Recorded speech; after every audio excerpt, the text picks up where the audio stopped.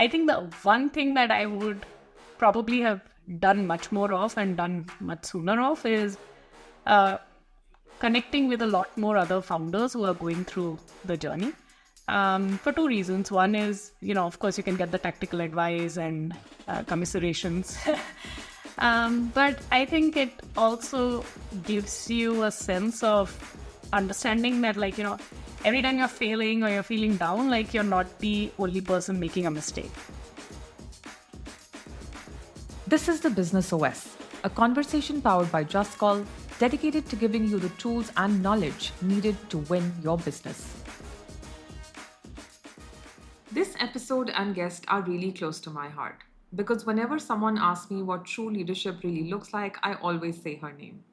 Our guest today started her career with stints in Morgan Stanley and Intellectual Ventures and was part of the founding team at Pioneer India. This was her first role in sales, and it was here that she discovered something that salespeople have always known. There is a huge disconnect between sales, product, and marketing, and no one was doing anything about it until she did something about it. Anything is possible, and with some help, she made some calls, pulled in a couple of friends, and in 2018 created Wingman. In the beginning, it wasn't easy because it never is. But the iterations, the tweaking, and the grind didn't stop. And when they sold to Clary in 2022, Wingman was a mainstay in sales circles. She continued to shepherd Wingman, now Clary co-pilot, as the head of international business at Clary. And today, the world is her oyster. She's also a trained life coach and fantastic mentor to founders starting their journey. Folks, so glad to have here with us an entrepreneur, life coach, mother, author, mentor, and my friend, Shruti Kapoor. Shruti, so great to have you here. Thank you. That was a very generous introduction. Absolutely befitting for someone like you. Shruti, just to get started, when you go right back through all of your entire journey, when you started your career, was entrepreneurship a goal at all? No, I would say I was too chicken to do entrepreneurship, is what I always thought. But I think over the years, as I got maybe somewhat more jaded with corporate life and somewhat more inspired by other entrepreneurs that I met along the way, I definitely wanted to give it a try. I was okay to fail at it, but I was like, if I don't do it, then I will regret it. So that's what got me started. So, what really made you decide to take that risk and finally that leap of faith? Was it a calculated decision? And I would expect nothing less from someone who's as good as numbers and makes calculated decisions, comes from a science background, right? Was it a very calculated decision, or was it just, one of those moments that turn out to be defining moments when you look back? I think you can never do entrepreneurship with calculation, in the sense that the odds are always against you. And so it's always about taking a leap of faith and being more optimistic than you deserve to be. And so it was a lot more about saying that, using the regret minimization framework to say that if I don't do this, I will regret it. And so let me do it and, hope for the best. And give it your best. Wow, I think that's a really good way to think of, when you're making major decisions in life, is the regret going to outweigh, the risks and, everything else that comes down that road. So I think that's a great way to think about it. You obviously built Wingman with two co-founders, Murli and Shrikar, and shout out to these folks for being some of the best founders anyone could ever work with. Three is famously a crowd, and you folks made it work so seamlessly, or at least it looked like. How did you folks make it work? So I think some early advice that we got was, yes, founders will do a bunch of tasks and you won't have very well-defined roles, but pick your titles and use that at least as some sort of a defining function. I think that was helpful. Sometimes the mistake that I see people make is, either they tend to be too much parallel tracked, which is to say that they are you do your thing, I'll do my thing, and, never the twain shall meet. Or they tend to, have one function where two people are working really closely. So I think very early on, even before we really had, any formal structure, we kind of chose what our titles were going to be, more so that it helped us align ourselves with the roles that we would play. And what that meant was that the person who had that title would, have the last say on that particular decision or that particular function. But it didn't mean that we wouldn't give each other advice or bounce ideas off each other. And that was a very conscious journey to say that, yes, we will, bounce things off each other, but we will let the other person have the final say.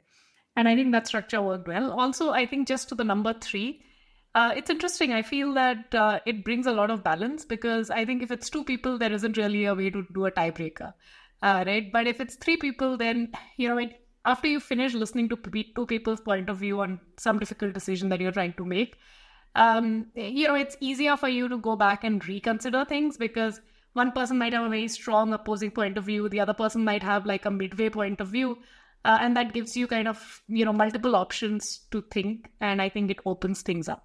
Shruti, for anyone, and especially founders to really work well with each other, there needs to be a large amount of trust, right? And this is true for all relationships, really, but even more so in the case of co-founders. Were you able to build trust right off the bat when you started off building the company, or was it a gradual process? It was absolutely a gradual process, right? So just for the context of everybody who doesn't already know us, I didn't know Murli and Shrikar before I started the company with them. I had met Murli maybe a year and a half before I started up, but largely in the context of a common friend introducing us to start up together. I had really not met Shrikar till we started up, and we were sitting across the table bouncing off ideas. He had quit his job and moved back to India with the purpose of starting up, right? So there was definitely that pressure, and I think the good thing was that we had all worked in the corporate world for like 10 years at that point in time. So we were, a little bit more, I would say, mature in our emotions, and also in terms of just seeing what is out there. And I think, trust building is about 2 things, right? One is it's about, understanding that what that person is saying is true and honest. But I think it's also secondly about understanding what is their driving motivation, what are their value systems, and, having that compass aligned so that in which direction will somebody go if something happens, right? So I think over a period of time, we realized that we needed to do the work to build that. And in some ways, actually, some of our investors were helpful in that. YC was helpful in that. So it wasn't a playbook that we were creating from scratch for ourselves. But I think that we were very conscious that it was something that needed to be built. And it didn't definitely happen overnight. Shruti, there were obviously a lot of lessons that you must have learned along the way, right, over the years. And I'm sure you probably look back fondly now at most of those hard journeys that you sort of did back then. What is perhaps the hardest lesson that you've learned in your entrepreneurial journey so far? I think the one tough one is that, people are the most important part of that building block. And it's very tempting at times to make the shortcut when it comes to making a decision on hiring people, or even when it comes to trying to explain yourself versus so that you still give people enough autonomy versus driving a decision which could, in the short term seem faster and more efficient way of doing things. So I think that's probably the tough lesson, because I think there were definitely decisions that we made around like bringing people on board, or, the way you bring somebody on board, and, how do you decide what that person already knows and what is it that you need to educate them on. I think those are all kind of tough journeys that you learn along the way. And I think it's just, it's a lot of gut and a little bit of science. And I think it's just that you have to develop that instinct, and you also have to learn to trust that instinct. And very often it's not, I think the instinct on the negative side is stronger than the instinct on the positive side. Right? So what I mean is, like, if you get the instinct that you shouldn't hire somebody and you're not able to explain it, you should still maybe just go with that instinct, especially early on. But sometimes it's easy to convince yourself, and it also seems like the faster way to get ahead. Yeah, I think I absolutely resonate with that part, right? As in my role, I sort of look at profiles, speak to candidates, obviously bring them on board, do all of those things. And many a time, you do have a gut feel about a candidate, and it's not sometimes easy to put words on gut feels, right? It's not easy to put an exact word that is acceptable in corporate circles and is something you can add as feedback on a recruitment tool, right? And it's hard to kind of make sense of those. But there's a lot of wisdom behind what our mind is telling us intuitively, and it makes a lot of sense to really listen to those signals as well and find a way to really communicate them across, the folks that matter in that decision. Talking about hiring and instinct maybe a little bit more. What were you looking for perhaps when you were hiring for your fifth employee or your earliest employees versus say your 50th employee? How did that change, or did it at all? It definitely changed in some ways, right? I think for the first 10 people that we hired, we were very clear that more than the skills, what mattered was, even though we hadn't really written down, our values or our culture, was that we instinctively felt comfortable with the cultural alignment and the value alignment with that person. And I think the reason for us was very clear. We realized that each person that you bring in early on, is like going to have a 10x impact on the culture that gets created in the company later on. So we felt that it was very, very important to get that right. Even if, maybe it took you longer to onboard somebody, or maybe that person didn't have exactly the profile that you were looking for, or the experience level or whatever, right? So I think that was a big part of the consideration early on. And I think over a period of time, as you're trying to scale the team, you realize that, okay, you know what, the culture is kind of maybe 70% there, right? So you, of course, don't want to bring somebody who's a cultural misalignment, but that's not your biggest decision criteria. And then I think the second thing is that early on, we would, because of the cultural element, irrespective of what we were hiring for, all three founders would meet every single hire. But later on, that was no longer the case. We would try to the best of our abilities to have at least two founders in the loop. But, that changed as well. And I think over a period of time, as you have strong people leading the teams, you also want them to be able to play a role and have nuances based on their own personalities. So I think that is the other thing that comes in. I think from my own experience, considering I worked with you at Wingman, I think one of the things that Wingman famously got right was that everyone seemed empowered. And they were truly empowered. They did truly feel like they owned, what they were working on or the progress and growth of the company overall. So I think there's so much to be said for actually bringing on board the people who are the right culture fit, but then also making them feel like that company and the growth and the journey is also theirs equally. And that's not a very easy thing to achieve from the perspective of someone who's worked across multiple companies and with multiple folks, right? There's always some incredible learnings to be done, whichever experience we're in. But I think that was one of the strongest things that I think perhaps anyone who worked at Wingman would have felt at that point of time. Coming closer, Shruti, to, of course, you raised funds through Y Combinator early on. Any advice for entrepreneurs who are trying to do the same thing today?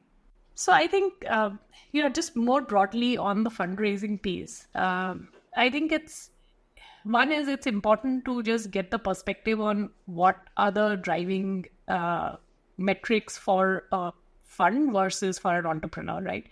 And to also just be conscious of the fact that not every business is a fundable business, right? And that doesn't mean that it's a bad business or the business shouldn't exist. It's just that in the VC view of the world, that's not a business that they would support, right? So if I'm starting a business to open a school, it's not something that I should go to a VC for, right? I should probably go to a bank and get a loan. But so I think one is just understanding whether or not a business even fits into the venture capital model, and therefore understanding what is the venture capital model, right? So given that I came from a finance background, that was much more intuitive to me.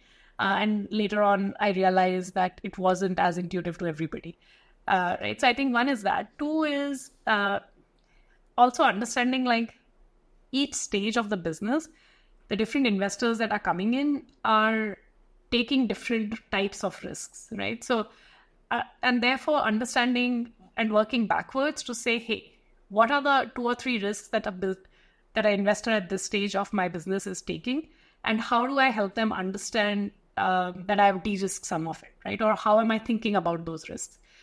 Because I have seen early stage founders sometimes, fretting over like, how do I make my 5-year projections? I'm like, that's like, nobody cares about it. Yes, they might like ask you for how you're going to spend the money, but they know as well as you do that, you have no idea how you're going to spend the money, or, like what's going to happen. And like, nobody's going to judge you on the fact that you projected that you are going to have 25 employees at the end of year 2 and you only have 12. So I think that's, so one is to understand like what are the big questions that they're trying to answer. And I think for us, again, some of those things we got intuitively right because of the experience that we were coming from. But I think some of those became much easier because of the Y Combinator experience. And I think the thing that is, it's somewhat hard to execute in isolation is the fact that anything, right, whether that is fundraise or that is M&A or that is in some cases even doing a large sales deal, is a little bit about creating some sort of a FOMO and an urgency.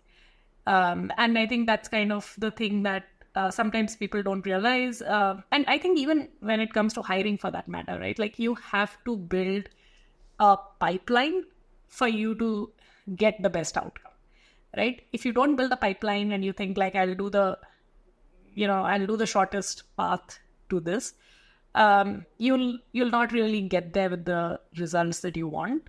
And the results can look very different, right? So it's like if one person says that, hey, I have this great designer and I'm going to refer this person, and you say, I'm not going to run a process for it, the chances are that, the designer might have been great in a different context, but you didn't know what you were hiring for, what needed to be great in your objectives function and all that, right? So the same thing applies for fundraise. If you go out there and you're like, okay, I met these 2 investors, somebody referred them and they're willing to put money, should I just go with it, right? So I think it's the same thing. The terms that you get for that fundraise might not be great. The investors themselves might not be great, etc. So, and I think the thing on trusting your intuition applies as much to investors as it does to recruiting somebody, right? So like if an investor is consistently showing up like 10 minutes late on a call and, they're not worried about your time, right? So maybe they're not the people who are going to value you in the future. Yeah, I think that's a great way to think about it, to kind of use that gut lens for a lot of things, and also understand that there are sometimes no shortcuts. Some things you need to build and, sort of nurture over time as well. So I think those are really powerful lessons for anyone. Wingman, of course, we know was acquired by Clary, and that must have been an interesting journey. I'm sure, we saw some part of it as employees, but there must have been so much more behind the scenes, right, that we didn't get to see. What mistakes do you think founders do at that stage, during acquisitions, and perhaps things that you learned from your experience? The best time to sell the company is when you're not selling the company, right? And it's the same thing that applies to fundraise in some sense as well. I think the challenge is always that people, either get too attached to what they're building, right? So it's like, this is my baby and, how can I let go of it? I think it's useful to constantly be able to take an outside-in view of whatever things in life, right? So, if there's a skill that you're looking to build, I would say like build the skill of being able to take a different point of view and look at the same situation in whatever aspect of life you're in.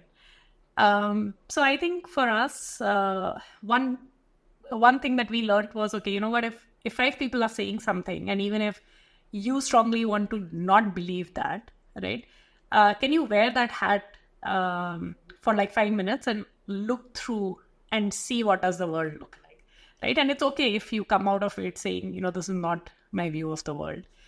I think just from the acquisition standpoint, the other mistake that people make is they either get too gung-ho about the process too early on, or they don't realize, when the trigger is getting pulled, All right, so I'll just kind of break that up a little bit.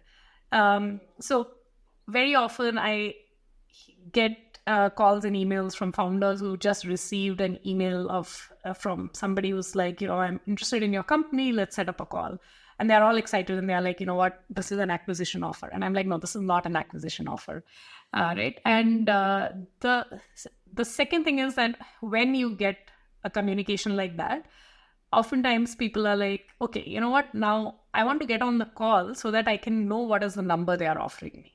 Right. But the fact is that they're not going to offer you a number on that first call. They are going to have to look at a bunch of data, get to know you better, do a bunch of things before they'll get to any semblance of a number, right? And so, the decision that you have to make is, do you want to engage with them to the level that you even get to a number, right? Because in getting to a number, you're going to have to reveal a lot of your data and details that, if that person is a competitor in the same space, you might or might not want to, right? But the other more personal decision from a founder standpoint is to also say, if there is a number on the table, right, and I walk away from that number, will I be able to live with myself and go at my business with the same enthusiasm that I'm going at it today, right? Or will that number always be like a lead block in the, weighing me down and saying, hey, you know what, maybe I should have done that, right? Like every time something is not going right in your business, will you be like, oh shit, I left that on the table?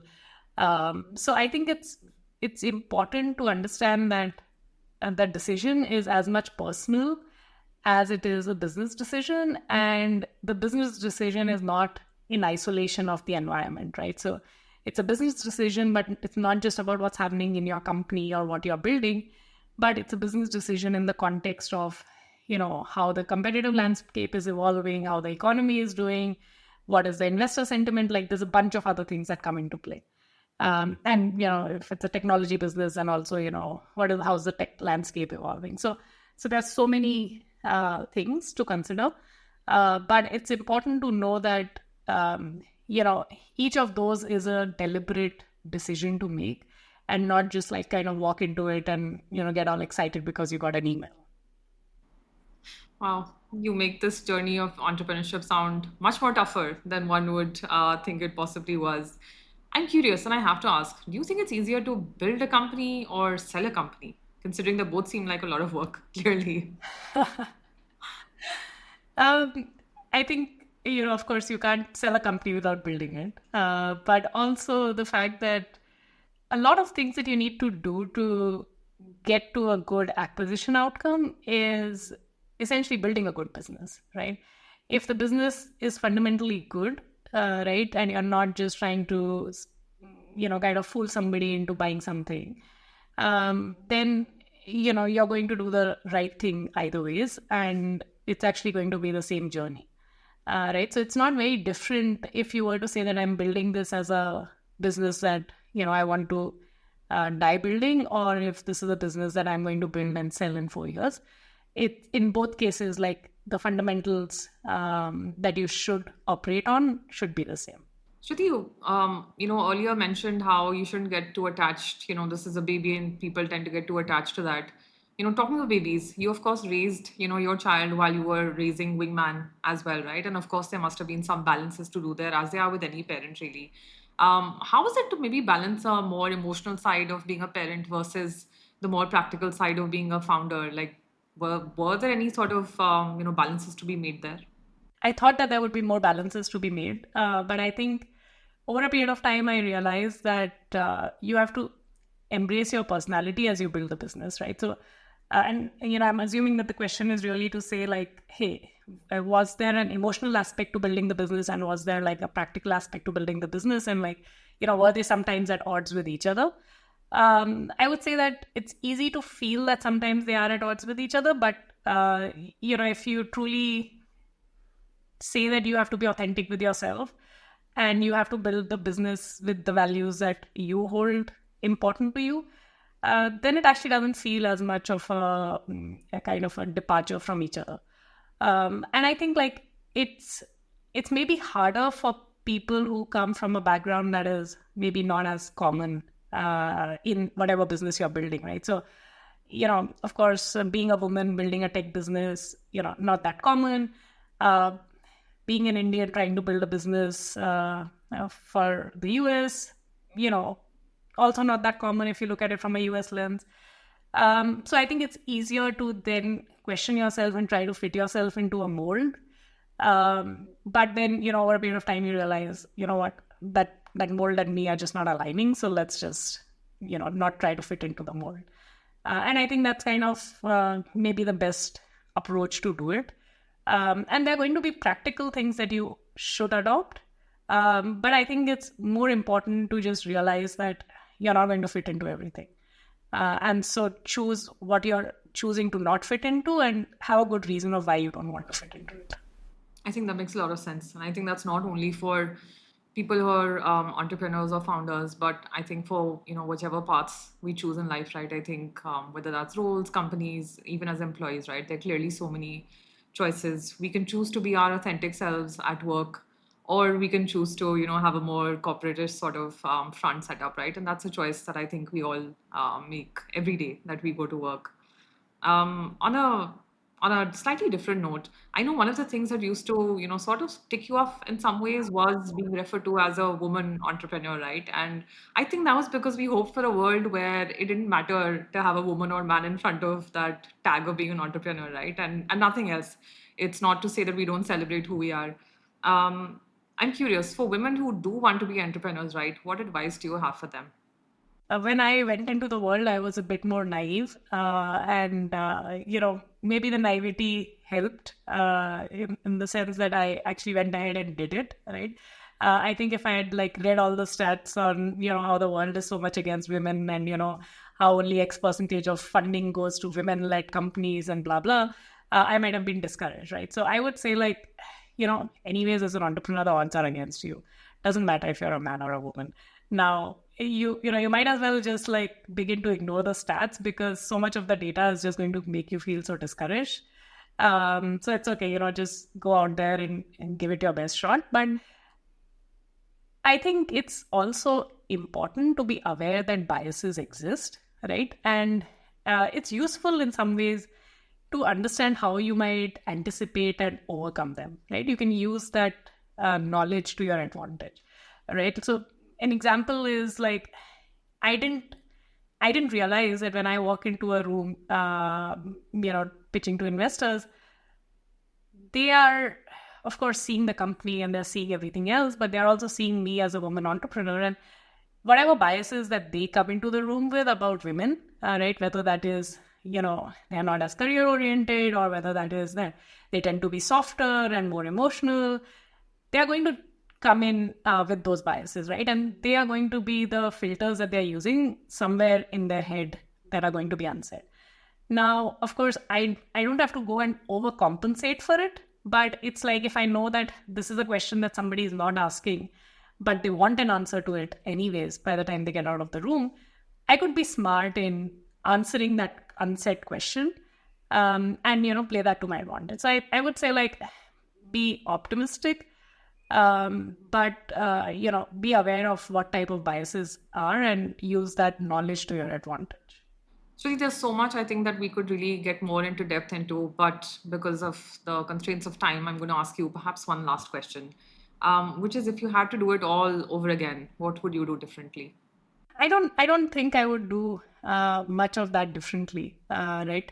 And I think it's partially because you learn through that journey and you come out of it whichever way. I think the one thing that I would probably have done much more of and done much sooner of is connecting with a lot more other founders who are going through the journey for two reasons. One is, of course, you can get the tactical advice and commiserations.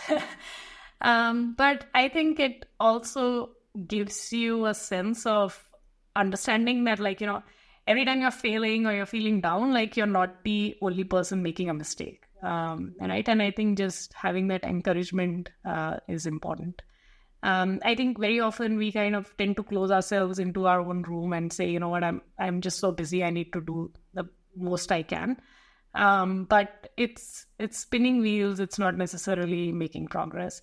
And I think if you spend that same amount of time in speaking to other people, and sometimes it's founders, sometimes it's just could be like a person who has experience in a particular function that you're trying to set up or whatever, you're likely to make much more progress. But what it requires for you to be able to do is to get vulnerable in front of people, and that's not that's not always a skill that we learn, especially after spending like a lot of time in the corporate world, pretending to be experts in everything and know what we are doing.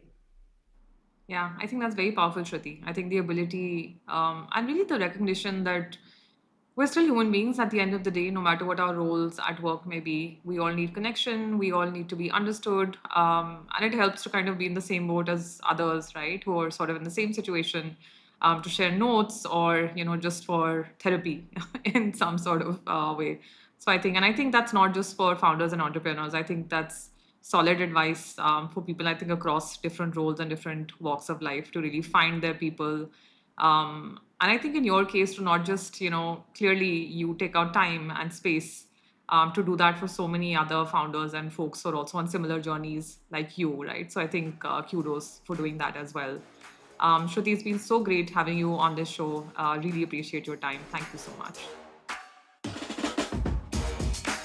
Thank you for listening to the Business OS. If you're looking for more resources on how to navigate growth, please go to justcall.io/thebusinessOS. And don't forget, the journey is easier when you have a business OS.